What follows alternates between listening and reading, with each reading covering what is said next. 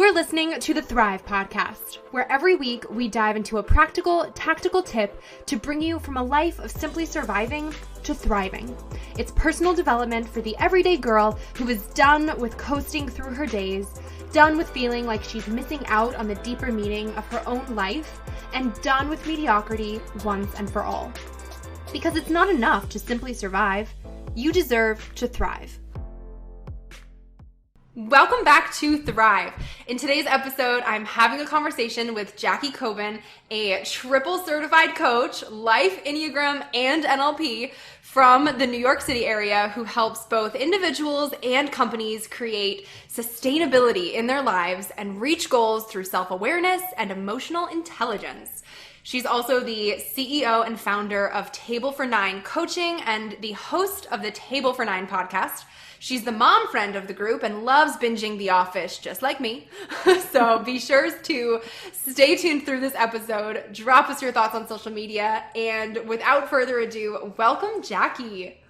Thank you so much for having me, Eric. I'm super excited to be here and to chat with you. I know. I said I had to hit record before we started talking more because the second I heard you were an Enneagram coach, I was like, oh my God, this is the coolest thing ever. I nerd out. Some fun stuff here. Oh my gosh, I know, right? Can we kick things off? I thought this would be really fun. I want to tell you my Enneagram, and you tell listeners what that probably means about me, and we can see if that's correct. Okay.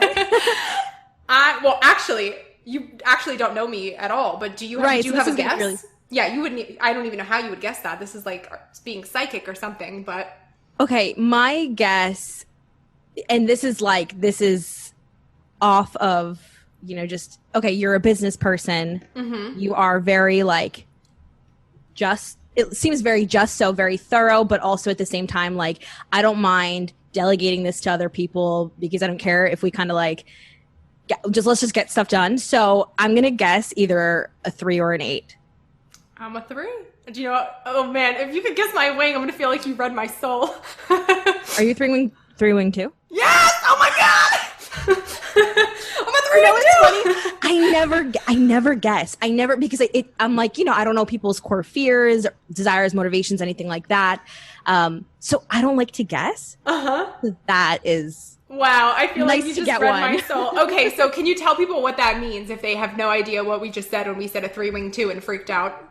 Yeah, absolutely. So a 3 on the Enneagram, and we can talk more about what the heck the Enneagram is. A 3 is an achiever and sometimes is nicknamed the best. So I would agree with that. Definitely the best. I would definitely choose. They're usually very charming, dressed to kill, aka she's got you can't see her, but she's got red lipstick and a really, really cute bun and headband, but they're always dressed to kill.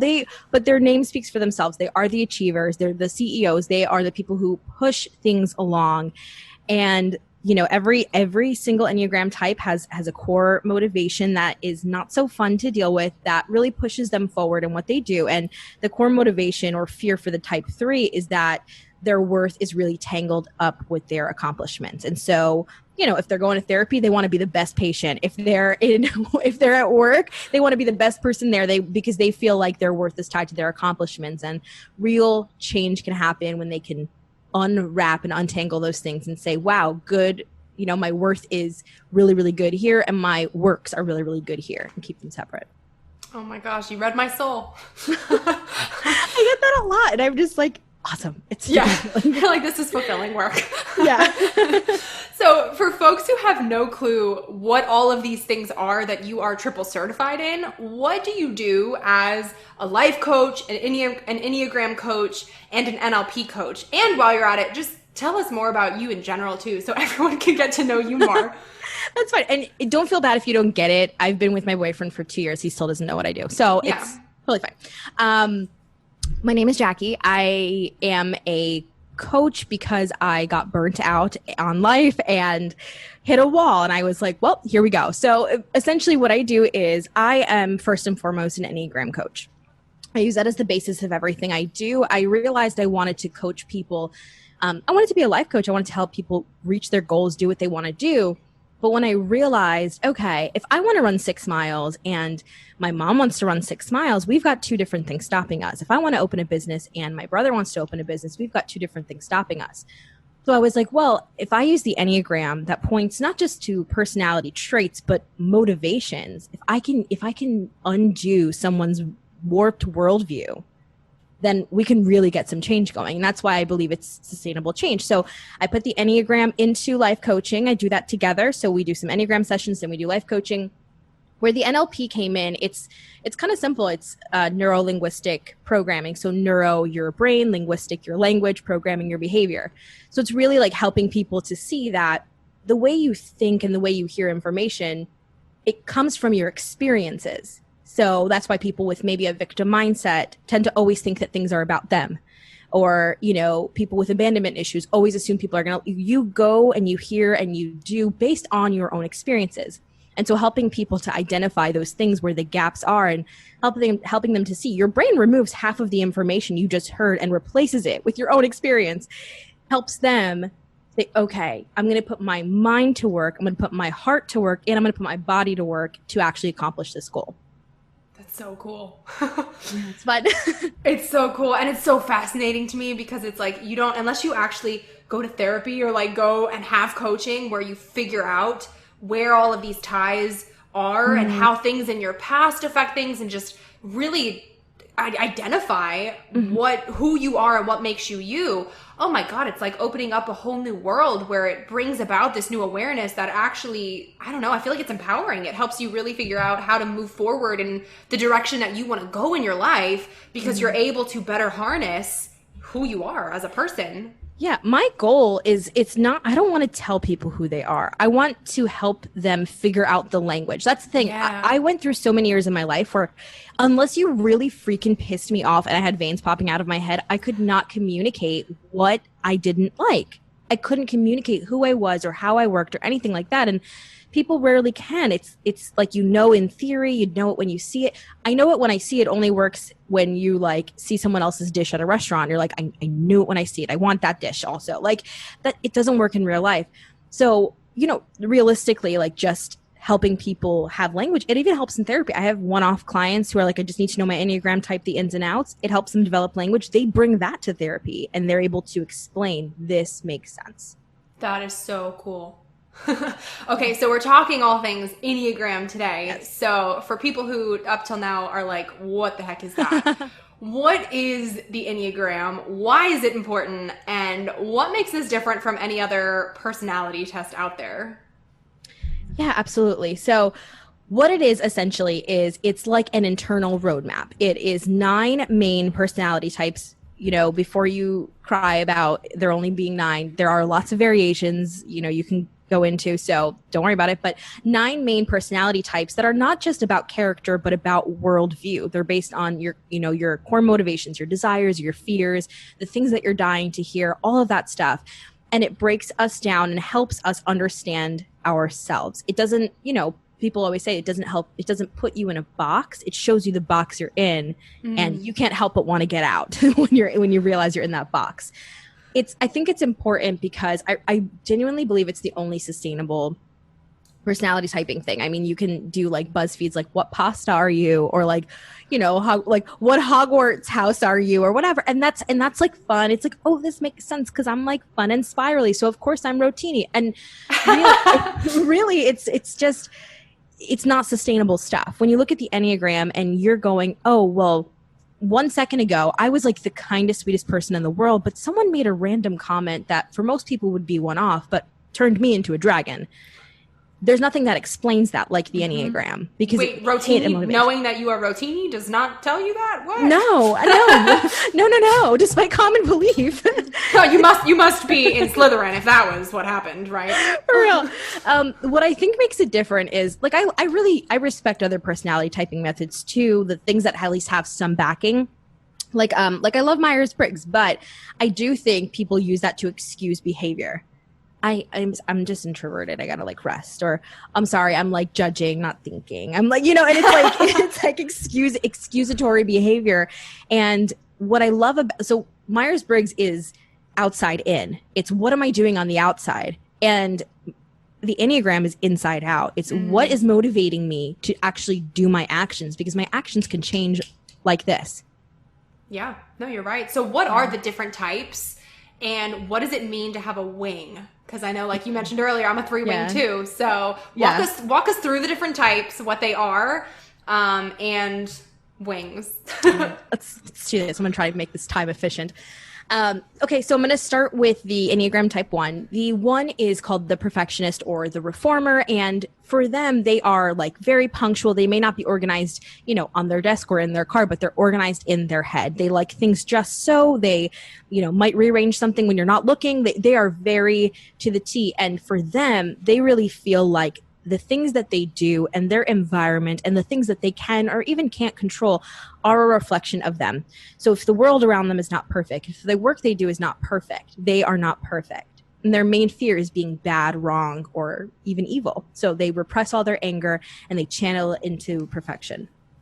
The Enneagram Type 2 is called the Helper or the Advocate. They are the last one to leave your dinner party if there are still dishes in the sink. They're really sweet. They are indiscriminate caregivers. And for them, they really feel like their value, their worth, their achievement of love comes from earning it, from helping other people. So they'll self-abnegate and they'll put themselves, it's kind of like the giving tree. They put themselves to the side and they keep giving and that makes them happy.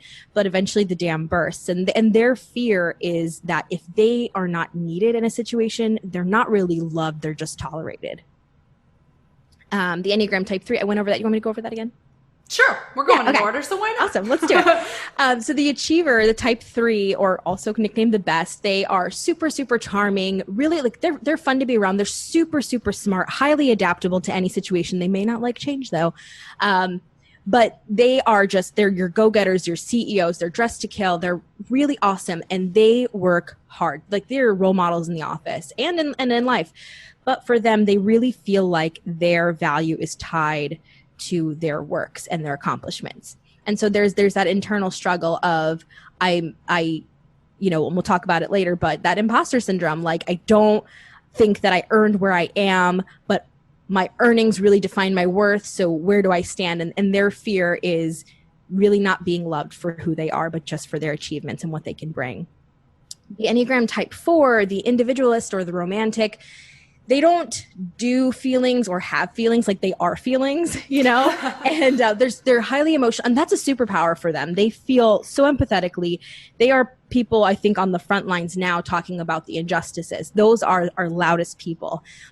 They really feel a full spectrum of emotions, and they can really be there for other people. They're highly creative and artistic in their own way, whether it's in a workplace or even in actual art. But for them, their core fear is being mundane. And the reason that's important is for them, they feel like they will be forgotten if they don't stand out. They're not unique enough. They feel like they fear that something is fundamentally missing in them. And if I can stand out, if I can be different, if I can be loudest or memorable, then I won't be forgotten and I'll be loved.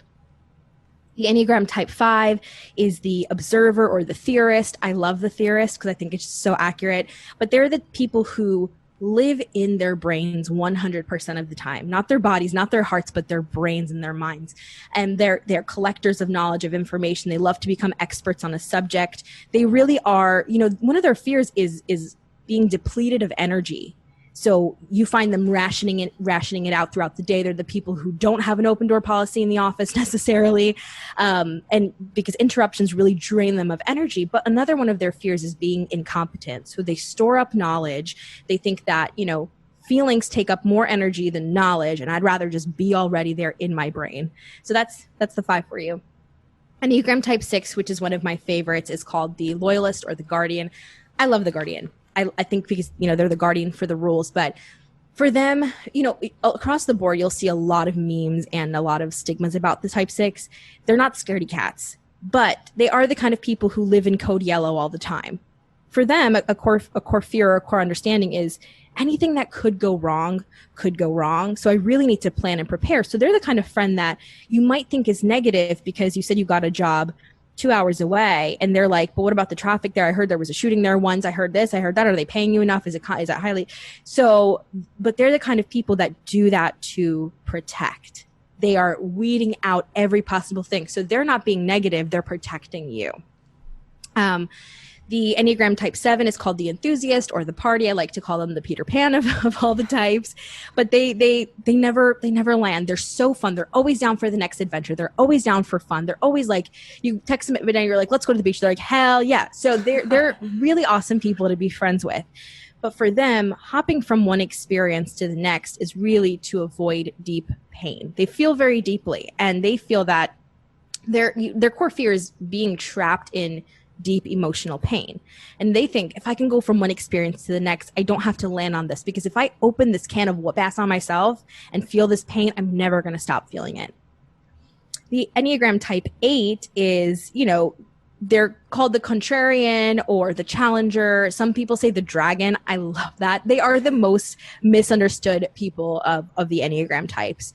They see in black and white. They just are. They're straight shooters. They are rough. They'll get in your face sometimes. They're going to tell you like it is. They're gentle giants, though. On the inside, they are super gentle. They hate injustice. They will stand in between, someone being bullied and the bully. They'll do it. They'll stand up for everybody. For them, their fear is being rejected and being blindsided and at the mercy of injustice. That's where their bigness comes from. You can feel their personality when they walk into a room. And that's where that defense mechanism comes from when they're standing up for other people. The Enneagram Type 9 is called the peacemaker or the wallflower. And they're such sweethearts. I can't think of a single person who doesn't love a 9. They are just so flexible. They're just so adaptable. But for them, that's also kind of a downfall. So for them, they fear conflict, tension, especially direct conflict. So they are going to kind of mold to what everybody else wants and fold into what everybody else wants and kind of self-abnegate like the 2, but really for a different motivation because they don't want to cause conflict. And for them, their core fear is conflict, but also the fear that comes with that is, do people around me ever actually know me? By no fault of their own, because they don't actually speak their opinions and their needs. And they fear and they truly believe that other people and their opinions are more valuable than theirs. I feel like everybody listening is probably like, oh my God, she just saw inside of me. So you just explained those all so well. Thank you. Oh my God. What is your Enneagram type? I'm a 2. I'm a 2 with a very strong 1 wing. Oh, and let me let me tell you what wings are. So a lot of people tell me, like, they'll take an online test and they'll be like, oh, I tallied as a 2 wing 8. And the reason they say that is because maybe 8 was their runner-up score. So that's not what it is. If you look at the Enneagram, it's like a circle. 9's at the top, 6 at the bottom, and all the other numbers are filled in. It's kind of like a clock in a sense. The wings, like a bird, are the numbers on each side. So you being a 3, your options for wings are 2 or 4. That's it. My options for wings are 1 or 3. That's it. If you are a 6, it's 5 or 7. That's it. So it's the numbers to the left and to the right. I have a strong 1 wing. I tap into my 3 occasionally. You can have both, right? A bird needs both to fly. Mm-hmm. So it's kind of like you don't become those numbers. You take on some attributes. Your motivations don't change, right? So you as a 3, your motivation's always going to be the same. You're always going to have that a little bit of an internal struggle. The healthier you get, it's going to be less identifiable. But your 2, your wing as a 2, or sometimes if you switch and you have a 4, it's some personality traits. It's not your core motivation. So you don't change. Do you see people where they are like a 3 and they are not at all a wing 2, where they're like absolutely not a helper? Oh yeah, 100%. Where they're like, but, and here's the thing, like a 3 with a 2 wing doesn't always need to help, but they might think about other people when making these decisions. So it's always really interesting to see. And a lot of them can be similar. Like my 1 wing and my 3 wing look very, very similar because 1s and 3s are really similar, and 3s and 4, 2s and 4s can look really similar, and 4 and 6 can look really similar for like a 5 with those wings. So it's very, very interesting. But you can see sometimes like, oh, that's her 1 wing right there. She's rearranging the dishwasher again. Okay. That's hilarious. That is so interesting too. I know I'm a very strong wing 2, but also when I did those tests and it ranked me numerically, I think I was like 93% 3, 91% 2. So I was like, okay, percentages too. I was like, I was both. So right, and it's about where your motivations are too. Right. Is there a type or 2 that is statistically more common than others? I hear this a lot. A lot of people say that in America, 6s are more common. I think that is false. That's my opinion as an expert. And everyone else can have their opinion. It's totally fine, because that insists that it's nurture, not nature. And it's more nature than it is nurture. Panic is more common in the United States, sure. But, no. I don't think one's more common than the other. I think, people say like 5s are rare. That's not true. They just don't want you to find them. Or like, wow, 7s are so common. No, because they're just really happy to be 7s. Like, you know what I'm saying? So it's mistypes are so common like that. I don't think most of the United States types is a 6, especially like I heard this, if you're in the South and you just became a mom, you're probably going to type as a type 2. Or if you just became a mom in general, you might type as a 6 because you're always like, what's going on? Could something go wrong? So it's very common to type as a certain number, but no, I don't. Does your type change, or can your type change at different points in your life? No. What is interesting, because your motivations don't ever really change. You grow to embrace them, or you grow to try to like live up to them.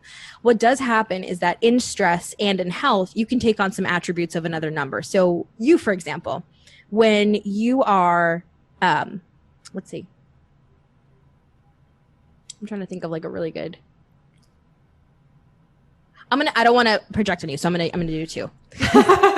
So when a 2 is really stressed out, that's when the dragon comes out. They become like an 8, right? So this really, really cute sweetheart, they become like an 8. They become the dragon. And so when I took my test online, I kept typing as an 8. Interesting. Because I was in a really, really crappy season of healing. But when I'm really, really healthy, I can tap into a 4. I can be really creative, really empathetic with people. It doesn't drain me. It just becomes part of who I am. So every Enneagram number acts like, but your core motivations don't change. You are the healthiest version of your type, but you can kind of borrow from the other numbers, but you don't change. That's amazing. So how does your Enneagram type affect basically everything else in your life? Well, here's the thing. When you see what's actually stopping you, when you see your worldview, you realize how you've done everything. When a 6 realizes that they've been really masked by fear, they're like, that's why I didn't make that move. That's why I didn't go to the far college. That's why I'm so frugal with my finances. That's why. And I'm just making examples, but really when you see through your worldview, or like if you're a 7 and you're afraid of that deep emotional pain, that's why I never break up anyone and I just wait for them to end it because I don't like endings. It makes a lot of sense. So even as the 2, I realized for a while that I was like overspending in finances and I couldn't figure out why. And the Enneagram cleared that up for me. I was like, oh, I'm just like, I love doing things for people. So instead, I'm just going to work it into my budget. I'm going to like work that 6 coffees I get for people a month into my budget. So it really helps with everything. Someone asked me this recently, what does the Enneagram help you with? And I literally was like, I'm not exaggerating. Everything. I've worked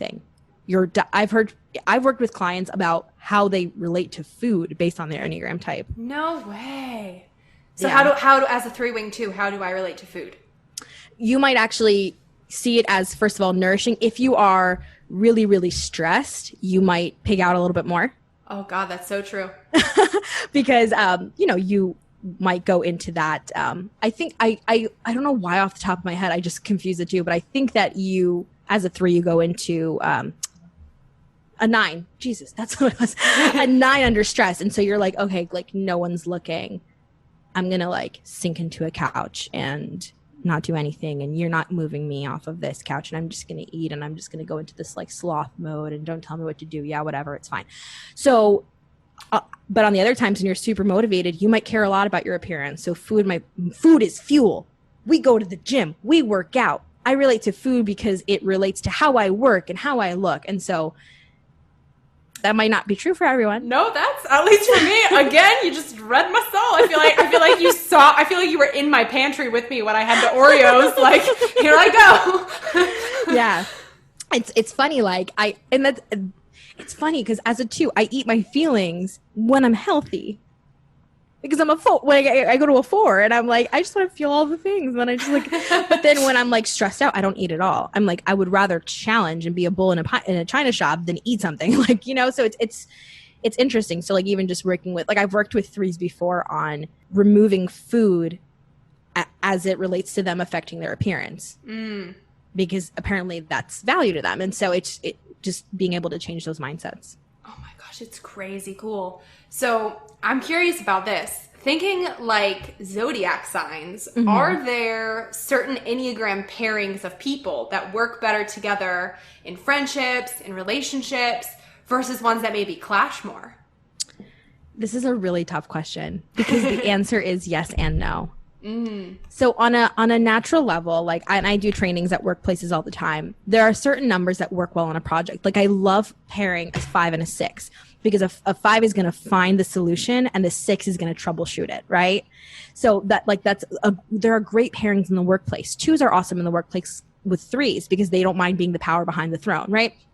But realistically, or even in a relationship, there are some people that work really well together. 7 and 9 tend to work together, things like that. But anyone who's healthy or unhealthy will or won't work together. So my boyfriend's a 5, and 2s and 5s are complete opposites. 5s are like, yeah, 2s are like, oh my God, I love you, love me. Like, let me do this for you. Do you want some more soda? Like, and he's like, get away from me, you know? And so, and everyone was like, it's not going to work. And we've been together for 2 years. So it's really like, we just work on being the healthiest version of ourselves and communicating.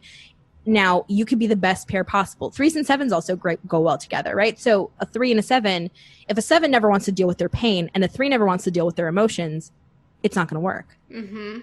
So yes and no. There are some types that just flow well together because they relate a lot, and that helps.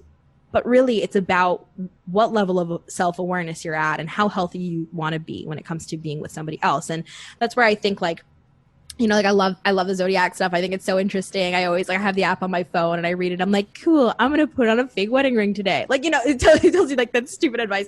But I do think that a lot of it's a choice. Your growth is always a choice, you know, and if you choose to continue every day to be healthy, you either find that you pair super well with your partner, or you find that, oh, maybe this whole relationship was a trauma bond, and I don't know if either of us should be here right now.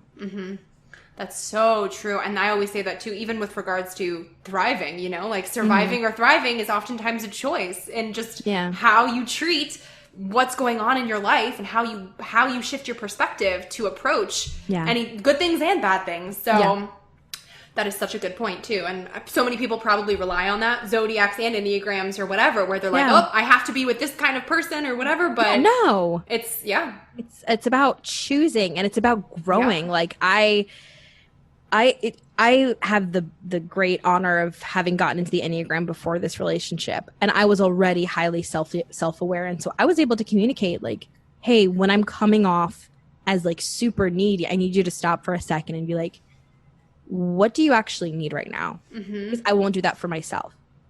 And he does that. And so it's really just like, how can you communicate who you are, what you need, and who you are at your worst? Because they're going to see you at your worst, whether you like it or not, no matter how healthy you are. How do you communicate that if you don't have the language for it? Right. So if someone takes the Enneagram test, they have their results, what do you recommend as kind of like the first or next step to make sense of that, to actually understand yourself more and apply it in your life, besides just being like, yep, I'm a 3-wing 2 there. Like, what's kind of like the first thing that you should do to actually make that applicable in your everyday life? I think, well, first and foremost, get a book and just double check, because, you know, tests can be wrong. I kept typing as an 8. Eventually I typed as a 6. I was like, none of this is like working for me. I got a really reputable book on Amazon, and I read the description for the type 2 and I threw the book across the room. I was like, screw this. I would say read a book first and just make sure. But in those books, it actually helps a lot. It breaks it down. It breaks the variables up. Wing 2 or wing 2 or ring 4 for you, right? Or what social variant are you? Like, are you like a social person? Are you like an intimate person? Are you a self-preservation person? All that stuff, it breaks it down. But the next step really comes in getting real with yourself when you're reading the stuff, when you're listening, because a lot of it has to do with denial. And the reality is when we see that we all have parts of ourselves that we wanted to like close the book on, you know, bend the page, close the book. We will pick up at some point. And the Enneagram exposes those things. It exposes the things that we don't want to see about ourselves. So realistically, it's about getting real with yourself. There's a lot of denial that comes with it, but there's also a lot of shame. There's a lot of shame that comes with hearing something about yourself that you've hidden from your own self for years. So get real, be honest, find an accountability friend or person, someone that's not impressed by you, doesn't take you seriously, doesn't care for your BS excuses, and just talk them through it and be real with them, be honest with them, and begin that journey. When you start to see those parts of yourselves, you will become aware of it. It's kind of like rumble strips. You're driving and you don't really know you're veering off the road, but then all of a sudden your car is like da da da da da da da, and then you're like, oh. And then you go back into the lane. And so the Enneagram is like rumble strips. Once you learn these things about yourself, you're kind of like, I do only do that when I don't have my needs met. I do only do that when I'm really mad at somebody for not moving fast enough. And it helps from there. It's so true. Oh my gosh. So combining all of your certifications in one, and knowing that you talked about this on your own podcast in the past, I think this is so cool. I wanted to ask you, can you tell us about the 9 types of self-sabotage based on our Enneagram types? Because I feel that is so, and we all do it, but it is fascinating to me how we all self-sabotage in so many ways. And the fact that you can tie this to the Enneagram too is like unreal. Yeah. And that's the thing. So you might find yourself in more than one of these things, or like a different one that's not your type or whatever. And that's totally fine, because this is not end all and be all regarding the Enneagram. It's just something that's very common. But for the Enneagram type 1, their self-sabotage is perfectionism. And what happens is that they want things to be so perfect, they would rather quit the thing and give you a really great tailored excuse for why they quit, because they're going to start something else that's going to be a lot better, than to actually realize that it would not have been perfect. And it begins a cycle. So I have a client who's a type 1, and every time she starts canceling meetings, she's a friend of mine too, but I show up to her apartment and I'm like, hi, it's me. You're not going to quit. And she's like, damn it. For the type 2, self-sabotage is double-sided. It's neglect and then infatuation. So they neglect themselves, and because they have nothing to focus on, if not themselves, they become infatuated with the person in front of them, become fixated on them and meeting their needs. And it ends up sabotaging relationships. It ends up sabotaging friendships. It ends up sabotaging everything because they can't look inward at themselves. The Enneagram Type 3, their self-sabotage is imposter syndrome. And that's always really, really hard. It's imposter syndrome, if you don't know about it, is that internal tension of, I didn't earn where I am, or someone's going to find me out as a fake, fraud, or phony, or all of this is just going to be taken from me. It's a constant fear of losing what you have because you didn't really actually earn it by your own merit. So imagine thinking that, but also thinking that your value is resting in your works. Oh, it's exhausting. Let me tell you. It must be exhausting. Like it's that imposter syndrome is so real for 3s, but it ends up sabotaging things. They also might tend to quit. Like I hear people, like a lot of my 3s break up perfect relationships, near perfect. Nothing's perfect, but due to imposter syndrome. It's a common theme. For the type 4, that self-sabotage is a comparison. They will compare themselves to other people, mainly because they feel like something's missing in them, but they love to idealize. So they're also going to start to compare like their past to their present. Have I grown? Is this good enough?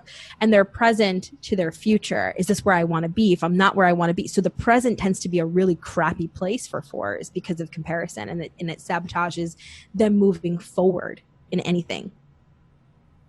For the Enneagram Type 5, there's the self-sabotage is a lack of confidence in themselves. And because they're people who are based on knowledge and facts and data and decimals and dollars. And when there's decisions that you have to make that don't rely on those things, like, do I want to say yes to another date? Do I want to propose to this person? Do I want to, whatever that looks like, when there's decisions that you can't rely on facts for that become like that come out of matters of the heart, they struggle. They don't have confidence in themselves. So they take forever to make these decisions, and sometimes they lose the opportunity to do it. For the Enneagram Type 6, their self-sabotage is actually suspicion. And so it's interesting because their worry and their concern is actually a superpower. It's how they protect people. But when that concern borders into suspicion, they ruin relationships around them because they don't realize this. And every single one of my clients and friends 6s have agreed. They're like, yeah, this is so true. They put people through like little tests. they kind of test people to see what they're made of, to see if they're like, do you mean what you say? You're not going to spoil the whole group. You're not going to just thwart everything that we've been trying to do in this organization or in this friendship or in this kind of, and their suspicion really puts a huge divot between them and other people. So I have this experience with a 6 in my life and my 5, my boyfriend, where this person was so testing and pushing of this person due to my boyfriend, of my boyfriend due to suspicion, that there's now a divot that can't be undone between them. For 7, the self-sabotage is blinders and settling. And it's funny to think that, because 7s typically don't settle. They don't always like to commit to things. It's kind of like, if I'm going to say yes to this, I'm going to say no to everything else. I just want to make sure this is what I want. And so it's weird to think that, but for them, they tend to settle on all the good things. They don't realize they have to go through the pain to get to the great things. So they'll settle on good. And it actually tends to sabotage them in life, love, and work, because they're fine where they are. It's fine. It's not causing any pain. I got my blinders on. I'm good here. I could sit and die here.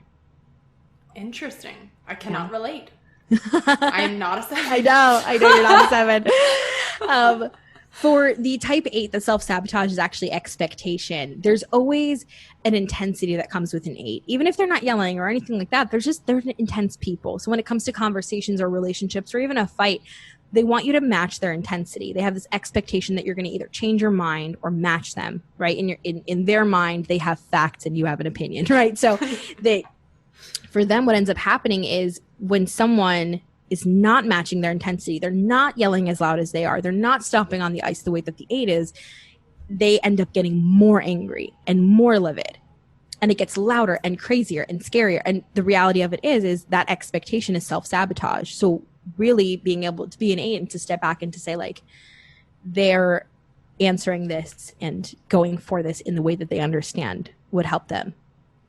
And then the last one for type 9, it's passiveness and procrastination, aka being indifferent. And I think a 3 will step into this when they're really unhealthy, so being able, like, having so much to do that you just don't do anything. Oh God, I can relate to that too.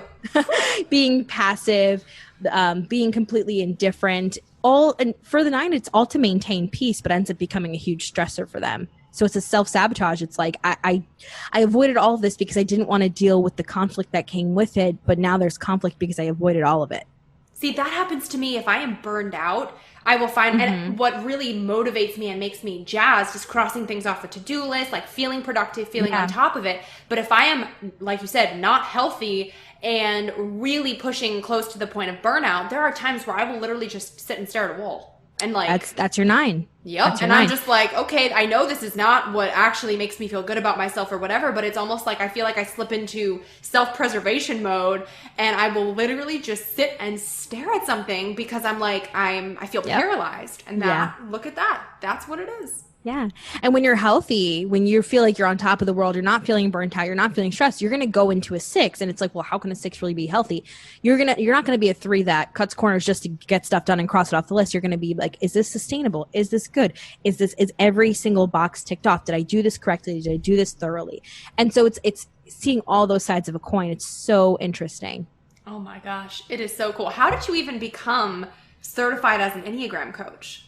So it's funny because the certification that's supposed to take 16 weeks, I did it in 3 days because I had already, I knew all the stuff. I was just like, I just need to get certified because I know that people are going to ask me and I just need that piece of paper to prove it. Like really, I had a perfect score on my test and everything. But for me, honestly, like it really was just when I realized like I needed this to get from where I was to where I am. I'm not the person I was 2 years ago. You'd be shocked to interview that person, even in just the last 2 years. So when I got into the Enneagram, I was like, I don't know how people survive without this.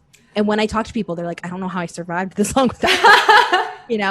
What I want to do, I do want to say this, which I think is really interesting for the type 3. I want to see if you relate to this. Type 3, 6, and 9 are the anchor points of the Enneagram. What that means is they don't have a wing outside their center. So types 2, 3, and 4 are the heart people. They're the heart center. 5, 6, and 7 are the mind center. 8, 9, and 1 are the body center, the gut, like gut instinct. So the 3 is smack dab in the middle of the heart center. So that means you're a heart forward person. But because you don't have a wing outside your center, the 2 is in the heart center, the 4 is in the heart center, the 3s actually repress their emotions. Interesting. Yeah, and 6s are the same. So 6s don't have a wing outside their center. So they're in the mind center, but they repress their mind. So it's like you, unless the 3 is at a breaking point, then it all comes, like the dam bursts. But then it's I'm going to just repress this as long as I can because it's holding me back. Interesting. I would never say that I repress my emotions, but I also consider myself to be pretty self-aware.